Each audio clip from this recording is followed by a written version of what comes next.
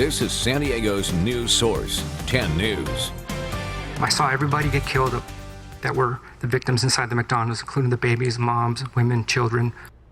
It was the worst mass shooting in U.S. history at the time, and tonight, two San Diegans are sharing their terrifying stories at the McDonald's massacre in San Ysidro, one as a SWAT commander, the other as a young victim. This Friday marks 30 years since 40 people were shot in this tragedy and 21 more were killed. Leading the SWAT team that day was former San Diego Mayor Jerry Sanders, who recalled vivid details to 10 News tonight. 10 News anchor Itika Milanes is live at the scene of that shooting. Itika, one of the victims, grew up to be a San Diego police officer. That's right. Lieutenant Albert Leos was very emotional today as he recounted his story in front of the city council as they commemorated the 30th anniversary of that horrific event. Now, that McDonald's where that happened was right across the street here. It was torn down and replaced with this building. Now, this post office across the street, this is where that sniper was on top of the roof when he made the fatal shot that killed the deranged gunman. He's sitting at the front counter now. Couldn't see inside the McDonald's. All the windows were spidered from all the gunshots.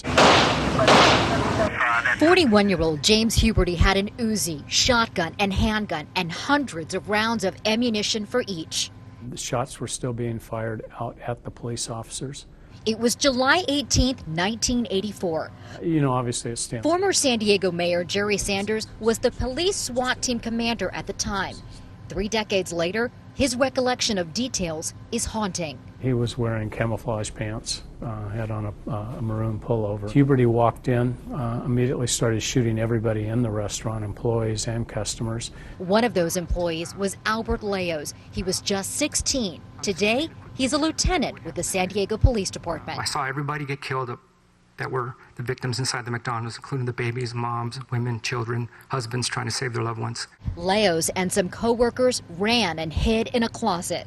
He found me and my friends who were hunkered down, and he ended up killing them in front of me. Leos was shot 5 times. I'm bleeding all over. I have a cloth in my mouth. I'm biting it because of the extreme pain that I was in, and I didn't want him to hear me.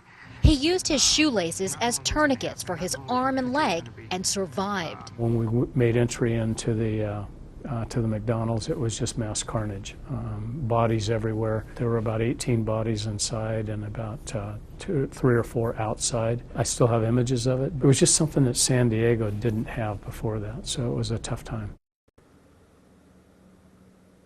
Sanders calls that day the worst day of his life, and it put everything else in his life in perspective. As for that young teen, he remembers saying a prayer to God, promising him if he let him live long enough to see his family one more time, that he would do something good with his life. A promise he has clearly made good on. We're live in San Ysidro. Itika Milanes, 10 News.